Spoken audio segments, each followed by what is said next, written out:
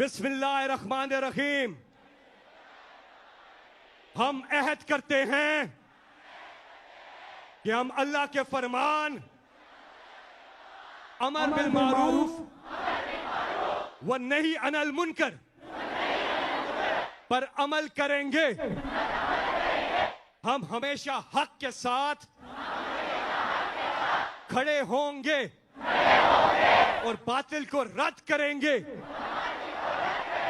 हम अहद करते हैं कि हम अल्लाह के सिवा कभी किसी के सामने नहीं झुकेंगे।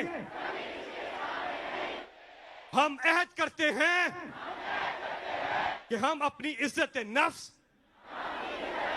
अपनी पाकिस्तानियत, अपनी खुद मुख्तारी, अपनी खुददारी पर कभी समझौता नहीं करेंगे। हम इंशाअल्लाह हकीकी आजादी हासिल करेंगे। हम सब हलाली परचम तले यकजा रहेंगे। अल्लाह ताला हमें कामयाबी अता फरमाए। आमीन।